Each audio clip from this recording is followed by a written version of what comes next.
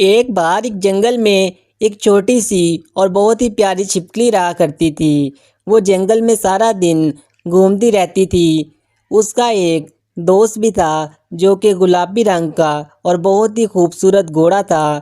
وہ دونوں بہت ہی اچھے دوست تھے اور ہمیشہ ایک دوسرے کے ساتھ رہتے اور ایک دوسرے سے بہت ہی پیار کیا کرتے تھے۔ گلابی گھوڑے کے اتنے زیادہ خوبصورت ہونے کی وجہ سے جنگل کے سارے شکاری ہمیشہ اس پر نظر رکھتے اور کوشش کیا کرتے کہ کسی طرح وہ اس کو پکڑ کر اس کا گوشت کھا سکیں، لیکن وہ گھوڑا بہت ہی زیادہ پھرتیلا تھا اور وہ کسی کے ہاتھ بھی نہ آیا کرتا۔ ایسے ہی وقت چلتا گیا اور ایک بار ایک سفید رنگ کا شیر چلتا ہوا جا رہا تھا کہ اسے رستے میں ایک بندر نظر آیا۔ بندر اس شیر کے پاس آ کر رک گیا اور اس نے شیر سے پوچھا کہ کیا ہوا۔ شیر نے بندر سے کہا کہ اس جنگل میں ایک بہت ہی خوبصورت گلابی رنگ کا گھوڑا ہے اور وہ اس کا گوشت کھانا چاہتا ہے، لیکن وہ بہت ہی زیادہ پھرتیلا ہے اور وہ کسی کے ہاتھ بھی نہیں آتا۔ بندر نے جب یہ بات سنی تو وہ بہت ہی خوش ہوا اور اس نے کہا کہ وہ اس شیر کا یہ کام کر سکتا ہے۔ وہ گھوڑے کو پھنسا لے گا اور شیر اس کا گوشت کھا سکتا ہے، لیکن اس کے بدلے میں شیر کو اسے اپنے ساتھ رکھنا پڑے گا تاکہ بندر کی بھی اس جنگل میں بہت زیادہ قیمت ہو جائے۔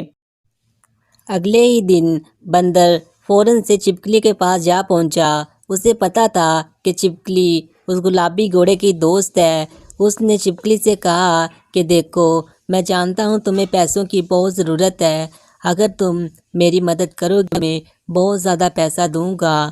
چھپکلی نے پوچھا کہ کام کیا کرنا ہے، تو بندر نے بتایا کہ گلابی گھوڑے کو آج ندی کے پاس بھیجنا ہے، تم میری مدد کرو گی۔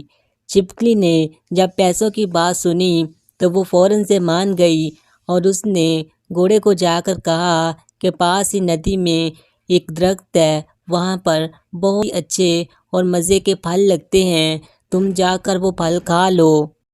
گھوڑا بہت خوش ہوا اور خوشی خوشی کے ساتھ وہ پھل کھانے کے لیے وہاں سے نکل پڑا۔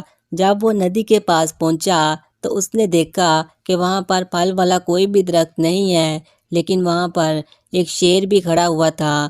جیسے ہی گھوڑا وہاں پر پہنچا، شیر نے فوراً سے گھوڑے پر حملہ کر دیا اور اسے مار گرایا اور اسے تھوڑی ہی دیر میں کھا گیا۔ پھر چھپکلی بندر کے پاس آئی اور اس نے بندر سے کہا کہ میں نے تمہارا کام کر دیا ہے، اب تم بھی مجھے پیسے دے دو۔ بندر نے جب یہ بات سنی تو وہ ہنسنے لگ گیا اور اس نے چھپکلی کو بھی وہیں پر حملہ کر کے مار گرایا اور اسے کھا گیا۔ پھر شیر اور بندر دونوں اکٹھے ہی اس جنگل میں رہنے لگ گئے۔